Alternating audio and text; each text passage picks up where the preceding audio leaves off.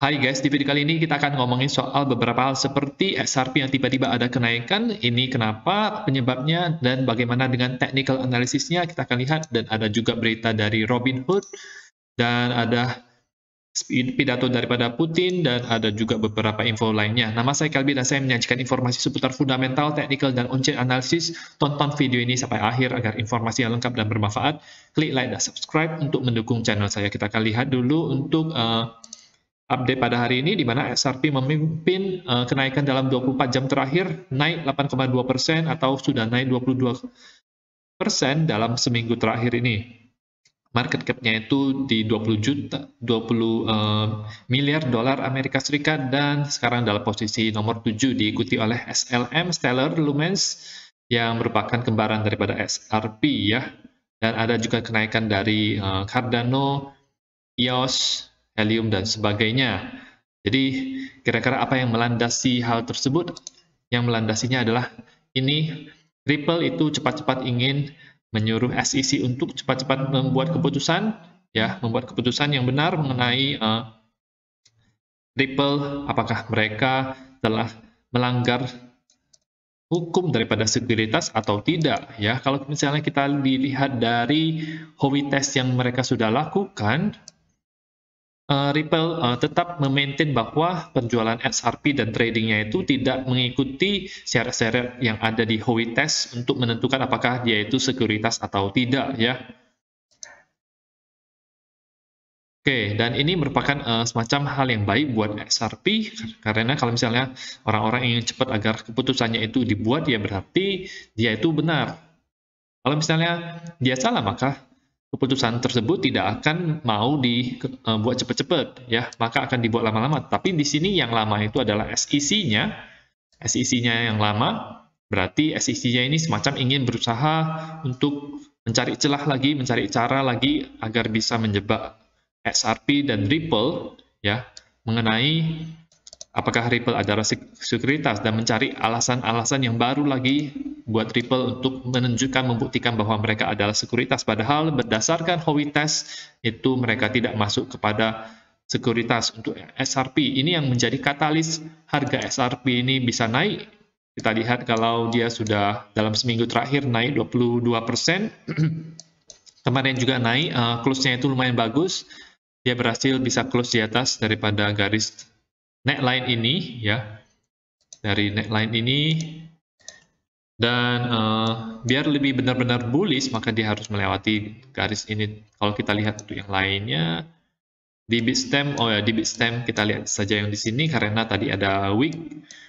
Ini dia sudah cukup bullish ya teman-teman, dia sudah menembus garis ini, dia harus bisa close di atas dan membuat support yang cukup kuat di ini harga 0,4 dolar agar bisa naik lagi ke atas dengan baik, ya, dengan lancar, dengan smooth ya teman-teman kalau dari technical analisisnya. Dan dari fundamentalnya juga ini bagus ya, karena dia semacam lebih berada dalam posisi yang lebih baik dibandingkan dengan SEC. Dan ada juga informasi berita mengenai XRP yang ada hubungannya dengan CBDC. Jadi itu menambahkan nilai fundamental kepada XRP sehingga bisa menjadikan hal yang menjadi katalis untuk XRP untuk pump ke depan-depannya, ya. Jadi untuk saat ini cenderung bullish untuk XRP. Kalau misalnya teman-teman mau beli, harus tunggu dulu ketika dia melakukan retracement. Kemungkinan dia bisa retrace. Kalau misalnya dia bisa berhasil breakout daripada 0,4 dolar ini, kemudian naik ke atas, kemungkinan besar akan naik dulu, kemudian habis itu dia turun retest lagi ke 0,4 dolar. Dari situ kita beli ketika dia melakukan retestnya ya teman-teman, bukan ketika dianya lagi naik kita baru beli. Kita harus tunggu, bersabar sedikit, baru kita beli ketika dia melakukan retest di garis ini. Jadi sangat jelas sekali ini adalah garis resistance. Nanti ketika dia sudah tembus menjadi garis support, kita beli di supportnya. Oke, dan kita akan lihat untuk Bitcoin untuk hari ini, untuk time frame daily-nya, close-nya tidak terlalu bagus, ada penurunan dari 2 hari lalu. Hari ini dimulai dengan semacam kenaikan sedikit, masih berada di daerah 19 ribuan, 18.800-an ya. Untuk RSI-nya masih sama-sama saja, tidak ada banyak perubahan yang terjadi, masih berada di bawah 50, jadi tidak terlalu bullish sebenarnya.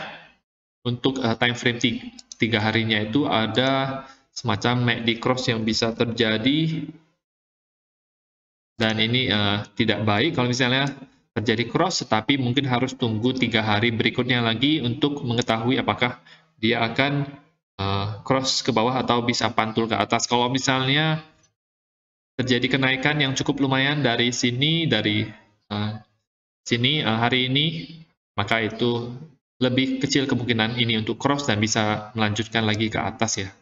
Dan harapan kita adalah dia bisa kembali lagi ke atas, di atas garis nol ini, dan itu membuktikan, menunjukkan bahwa Bitcoin itu sudah mulai bullish ya, ketika dia sudah berada di atas garis nol.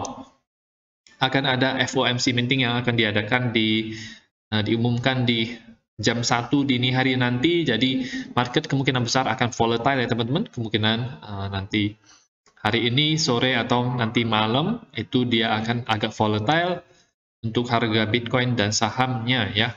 Jadi itu bisa menjadi semacam ya, mungkin ada kenaikan atau penurunan, kita tidak tahu, tetapi akan volatile. Dan ada dua prediksi adalah di mana The Fed akan menaikkan suku bunga sebanyak 100 basis point dan 75 basis point, dengan 75 basis point yang memiliki kemungkinan lebih besar, dan kalau misalnya 100 basis point yang diberikan oleh The Fed, maka market akan sangat bearish sekali. Tetapi kalau The Fed mengumumkan 75 basis point, maka sesuai dengan ekspektasi daripada market, maka kalau kita lihat analisanya, maka itu akan cenderung untuk bullish ya teman-teman. Kalau makin kecil suku bunganya yang dinaikkan, maka itu akan lebih bullish lagi untuk aset-aset beresiko seperti Bitcoin, saham, dan lainnya. Itu untuk Bitcoin. Bagaimana dengan Ethereum? Ethereum masih sama saja, dia baru saja meretest daerah 1280 ini 2 hari lalu, dan sekarang mengikuti harga Bitcoin masih sideways di situ saja di 1300-an. Tidak ada banyak perubahan, masih harus menunggu berita yang terbaru yang akan diumumkan nanti dini hari ya. Ini membentuk higher low, tetapi masih ada kemungkinan untuk turun lagi ke bawah, meskipun kalau kita lihat ini 1, 2, 3, 4, 5 wave-nya sudah selesai, jadi bisa jadi ini naik ke atas ya. Naik ke atas dulu, habis itu kita akan lihat polanya, apakah polanya itu bearish atau bullish. Untuk Cardano bagaimana? Untuk Cardano ada semacam kenaikan sedikit dari 0,432, sekarang di 0,458.